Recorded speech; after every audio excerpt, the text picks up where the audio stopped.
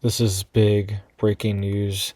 A U.S. military base storing nuclear weapons has been under threat the past 48 hours.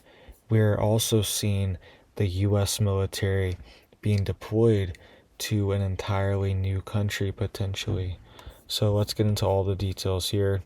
You guys can see it says mystery drones buzz military base, quote, storing U.S. nuke weapons twice in 24 hours as helicopters scrambled and jammers deployed. It says the incursion comes just days after NATO revealed it is ramping up its air defenses as rogue drones continue to menace Europe. So this is getting serious. If one of these drones did hit a base storing nuclear weapons, who knows what the consequences of that could be, potentially even all the way up to some of these weapons, these nuclear weapons detonating on the base themselves, right? That would probably be pretty hard to do, but it probably is possible in some sense, right? So very serious that now nuclear weapon bases are being targeted with these drones, and these drones have been shutting down airports and flights, and jets have been scrambled, helicopters, and even jammers to stop these drones have been deployed. So this threat is becoming very serious.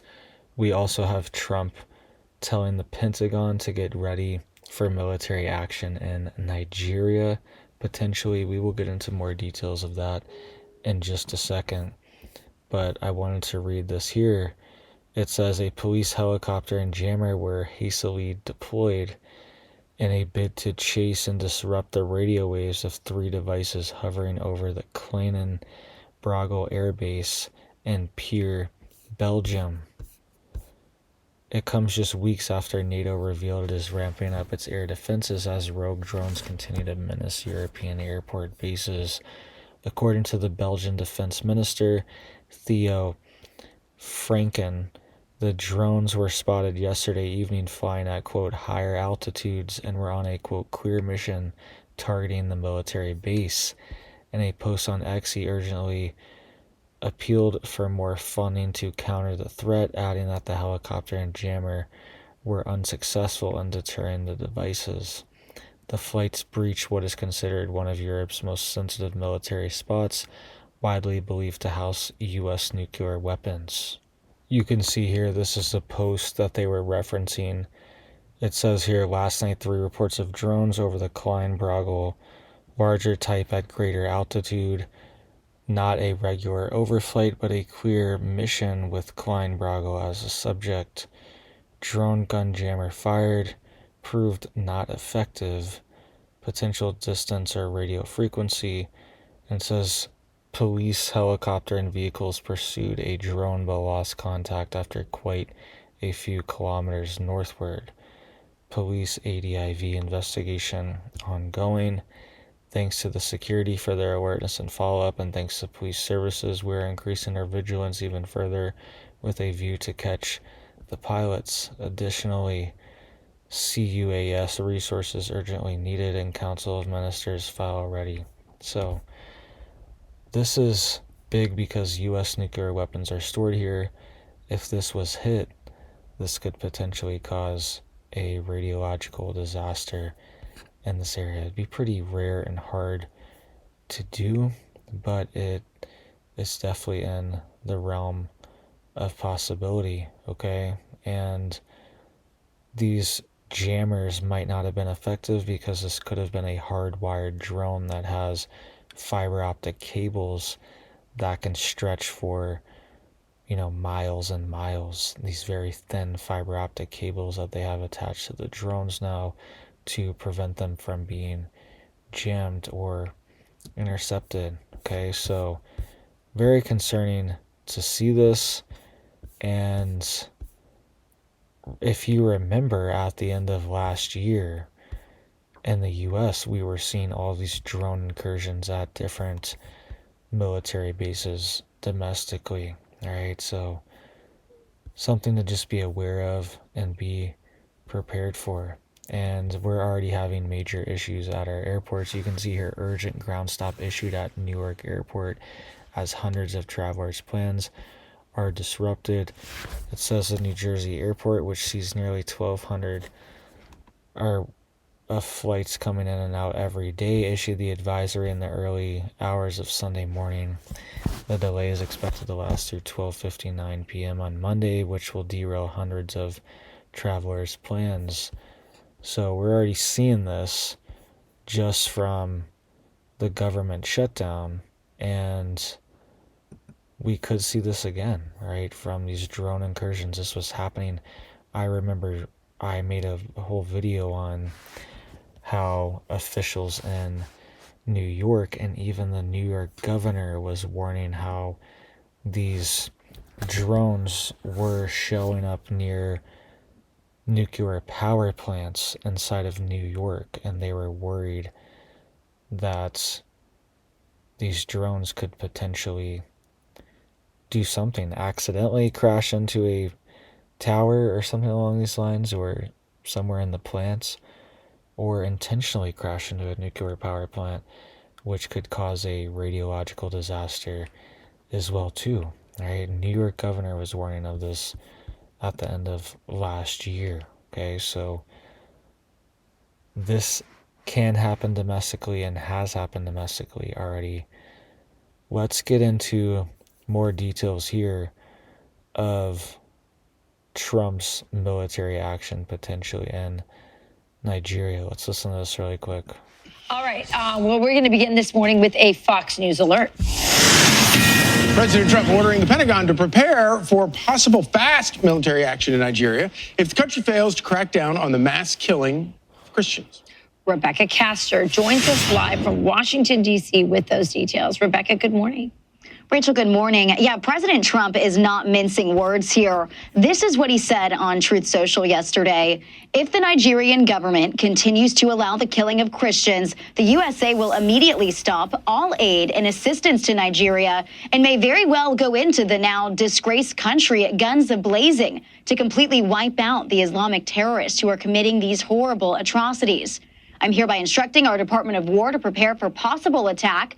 If we attack, it will be fast, vicious, and sweet, just like the terrorist thugs attack our cherished Christians.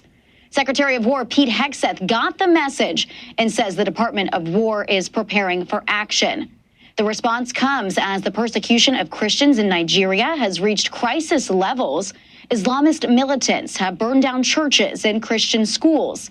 And international civil rights groups estimate more than 50,000 Christians have been murdered in the country since 2009. But the president of Nigeria claims the reports of violence are misleading and says on X the characterization of Nigeria as religiously intolerant does not reflect our national reality, nor does it take into consideration the consistent and sincere efforts of the government to safeguard freedom of religion and beliefs for all Nigerians.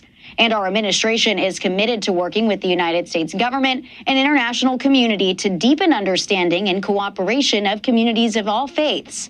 President Trump also recently redesignated Nigeria as a country of concern after former President Biden removed it from the list in 2021. Rachel, Charlie, and Griff, back to you. All right, Rebecca, thank you very much. Thank you, Rebecca. Well, it's really hard to tell what's going on. We understand that they are Muslim rebels of sorts. There's all kinds of unrest in these countries, and it's not just in Nigeria. It's in Sudan, it's in Chad, it's in the Congo. I mean, it's all over Africa. And, it's out of control. And it is very targeted at Christians. You look at that number in just one country, 50,000. And then he says, well, there's no targeted attack. Groups like Boko Haram, since the Obama days, remember when they kidnapped those girls and there was this whole campaign to bring back the girls. And many of those girls are still in captivity. This is a gentleman named Paul Adamu. He is Nigerian. He is a Christian, and he was kidnapped by Boko Haram. And this is what he had to say in an op-ed with Fox News recently. He said, these are not random acts of violence. They are systematic, coordinated attempts to erase Christian communities from the region. As someone who has walked through the burned villages and prayed with survivors, I can tell you The reality is even worse than the statistics suggest. The United States and other Western nations cannot look away. They have both the moral obligation and the diplomatic tools to press Nigeria towards real accountability. By the way, he is also going to be on our show later on today, and we'll hear from him directly. And, you know, the thing that I love about that, the tweet, the message by President Trump is that, you know, we talked last week about the Done Row doctrine, how President Trump is concerned more about his own backyard, which is way smarter than gallivanting all around the world.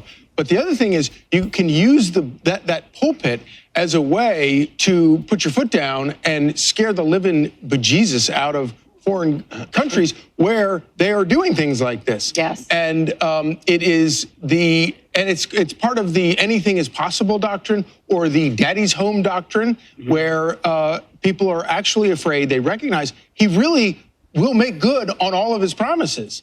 And that tends to sort of inspire peace. And we've seen it around the world. I love the way you said.